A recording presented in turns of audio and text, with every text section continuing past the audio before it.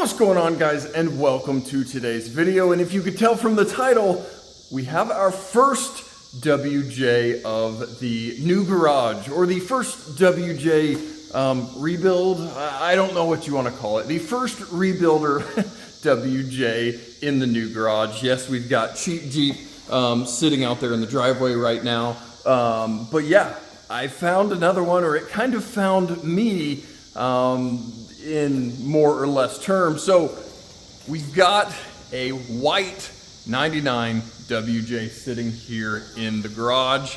And like I said, this one kind of found me because it was not listed for sale and it was getting ready to get traded into a Kia dealership here in town.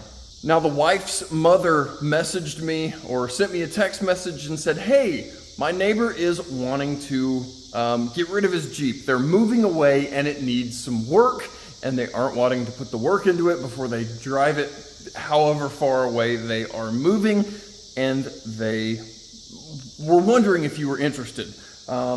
She sent me their number. I gave them a call, and I have seen the Jeep drive through the neighborhood previously, so I knew it was a white WJ, and that was about all I needed to know. I called the guy up and said, hey, how many miles are on it?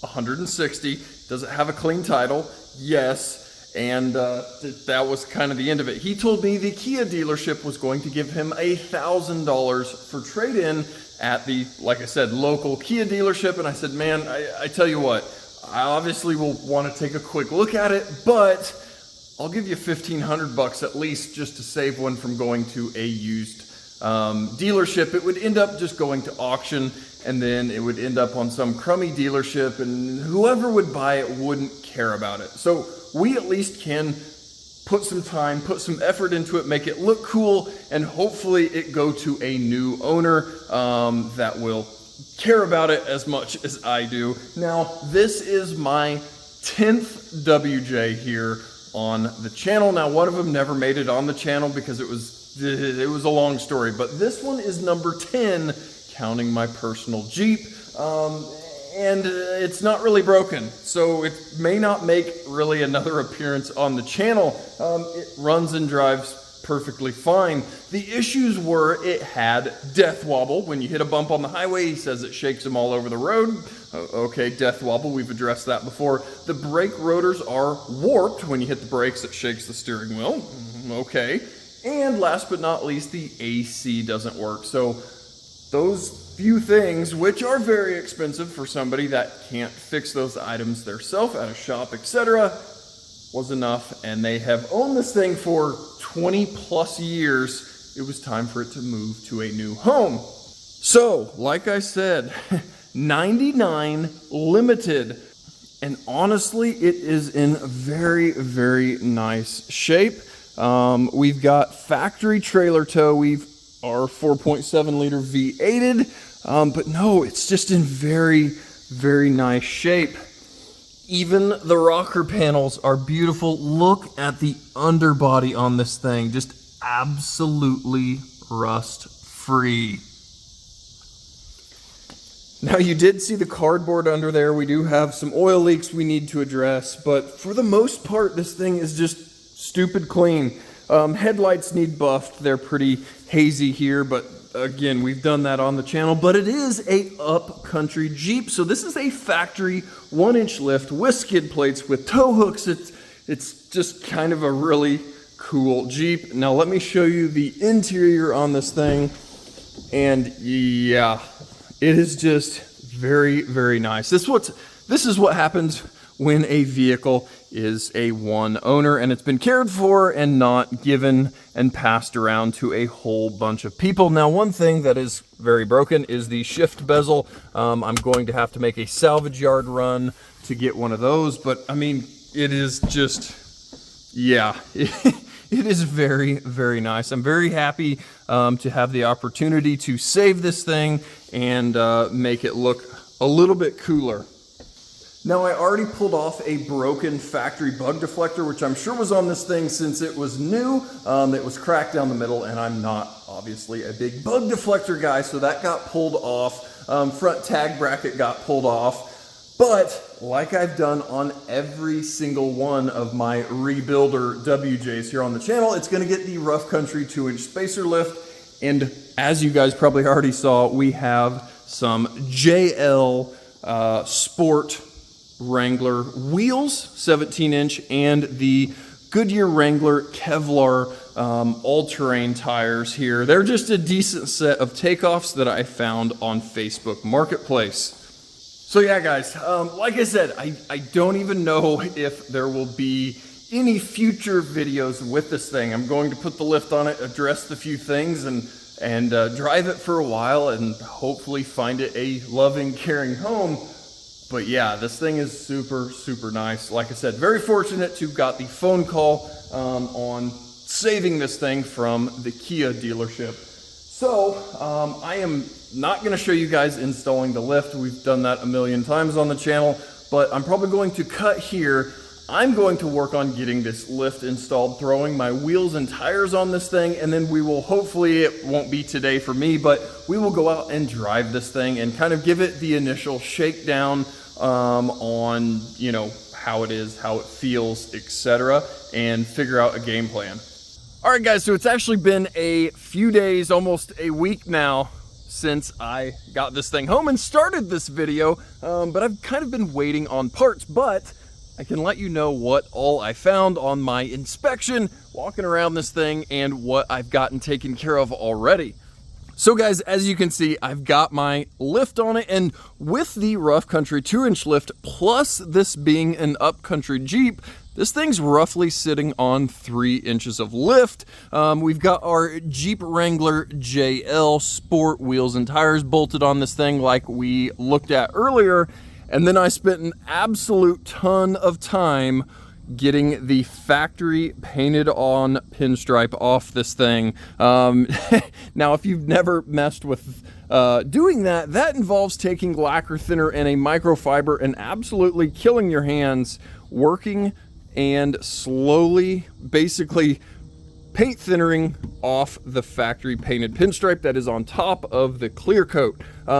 If you do it correctly and do it nicely, you can remove that factory painted pinstripe. And again, it does nothing other than the fact that I really hate pinstripes. So that is now removed. I do need to do kind of a final buff here around the Jeep, and definitely where I remove that pinstripe because it is a little scuffed from me doing that. So what all did I find on my inspection? We talked about oil leaks, and it does have valve cover gaskets at least leaking pretty decently.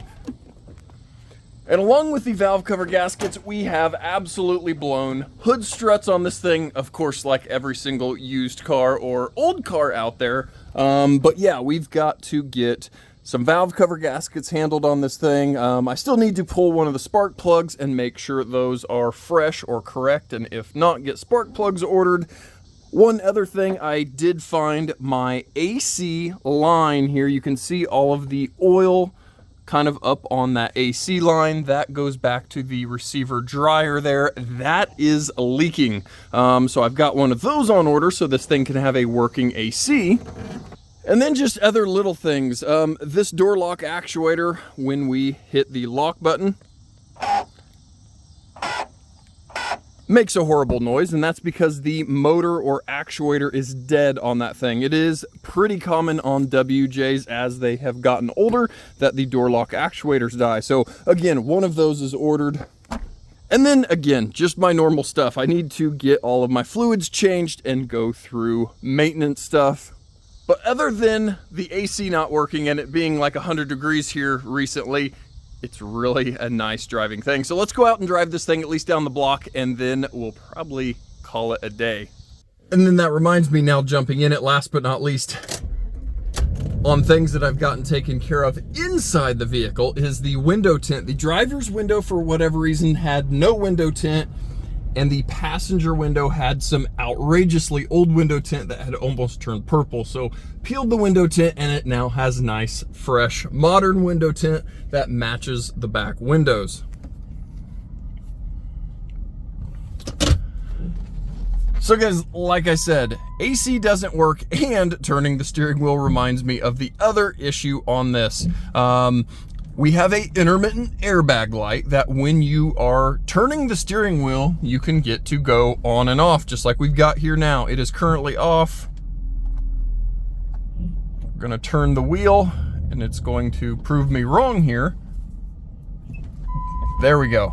So with turning the wheel, we've got an airbag light. Now, if you aren't familiar with vehicles, typically, or 99% of the time, if you have a airbag light that is basically following you turning the steering wheel, that is going to be your clock spring. There's a few different names depending on the manufacturer. Chrysler calls it a clock spring. Some other manufacturers call it a spiral cable. Some people call it there's just multiple different terms. That is the wiring connection between the steering wheel and the steering column.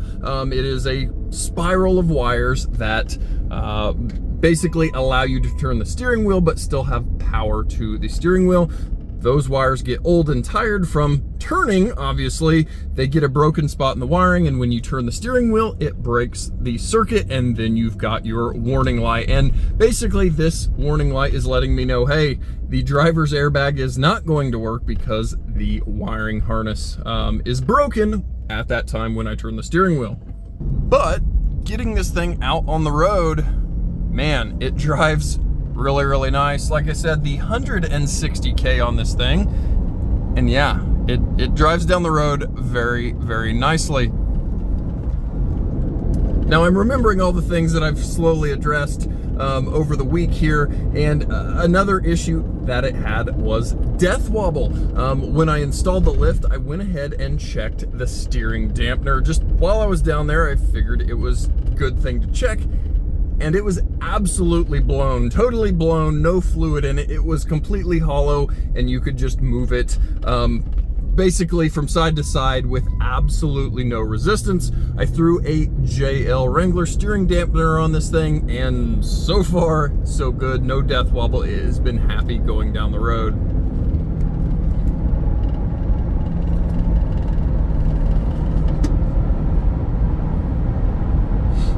But guys, yeah, pretty drama-free here. A running, driving vehicle, not very exciting for a video, but it definitely saves me a lot of work. We're cruising down the road here at 60 miles an hour, very happily with no issues, other than that AC not working. That is a little inconvenient.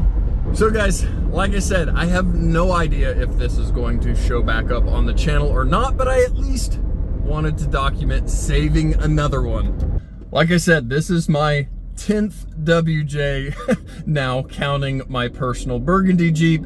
And like I said, I just want to show, for the preservation of the WJs, that I'm doing my best to keep these things on the road. And yeah, we'll keep going and see what happens. So guys, thank you so much for following along in the next WJ adventure. And as always, guys, thank you so much for watching, and we'll catch you guys next time.